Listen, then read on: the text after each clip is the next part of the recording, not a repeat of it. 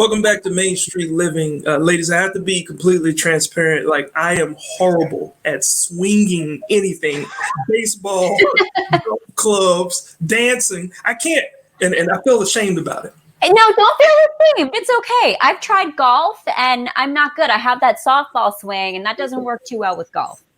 Yeah, well, luckily golf has been one of those things that is an activity we can actually do outdoors and have been able to do in the last couple of months. So here to talk to us today about a new show, Golf AZ, we have the host, Kate Longworth. Kate, thanks so much for joining us. Thanks. I'm excited to be here and talk about the show. And I want to reassure everyone, it doesn't have to look pretty with your swing. You just want to get out there, get outside, have fun. And it can be a social event too. I'll talk more about that with the show. But there's a lot that Golf AZ has to offer, because when it comes to a golf course, there's more than just the game. For sure. Yeah, I used to work at a golf course for a couple of years. So you would think I would be better at swinging, but it's still not very pretty. So, so I definitely know where you're coming from. Tell me, how did Golf AZ get started? Let's go back to how it all began with the producers. Lawrence and Deborah Patrick, they were the producers of the reality show Last Home Standing.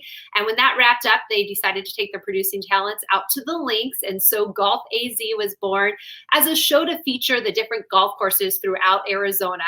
Right now, it is exclusive to some of these desert courses, but it has the potential to go national because, as you know, there's some beautiful courses throughout the nation.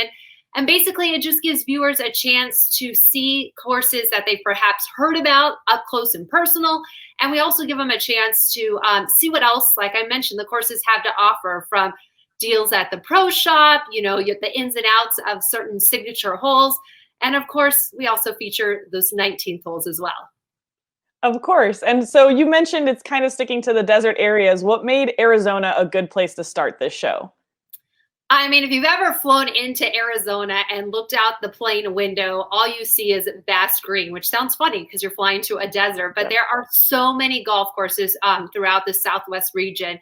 And really, we wanted to go out there and showcase. And what's so great, because there are so many, the resorts, the courses, the clubs, they've really upped their game to try and compete with each other. They want to draw that crowd out there.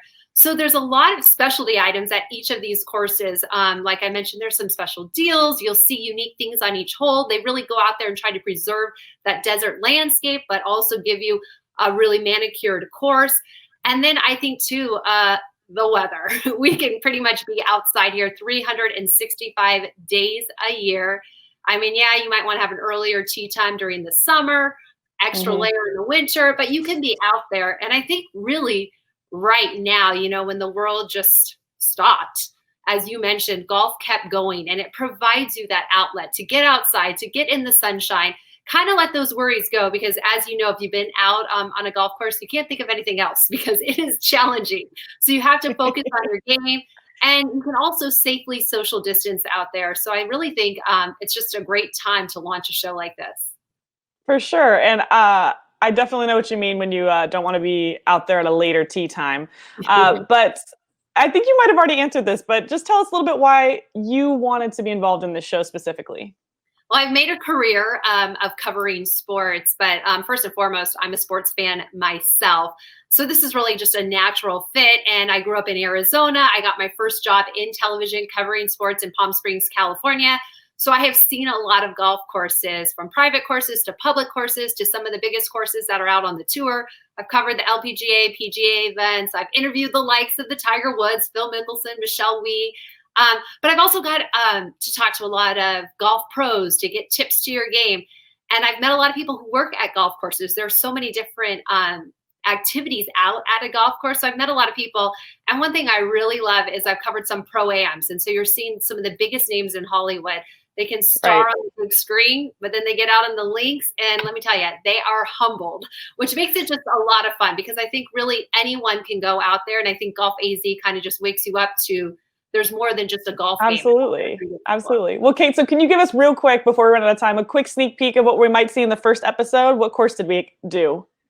We head to Troon North Golf Club, and it is amazing. It's in the shadows of Pinnacle Peak. And so you're going to see this desert landscape, and we're talking real hazards out there because you have to avoid cacti. Some great holes out there to explore. We'll kind of give you some tips on how to navigate the course. But we also stop by the pro shop, and they really just step up their game to make it an experience. You can throw an event out For there, sure. eat and dine. So it'll be a fun one for sure. It's a full experience. Well, thank you so much for joining us today, Kate. We really appreciate it. If you don't live in Arizona, you can check out YouTube. Just search Golf AZ, and you can check out more with Kate. Thanks so much for joining us. Thank you. I'll see you out on the links. Yeah. We should give that a What try. do you guys think? Yeah, let's do it. Lindsay's ready. All right, guys, we're going to switch gears a little bit here. There's never been a better time to give back to the community than right now during this pandemic. And coming up, we're going to share one organization's story next.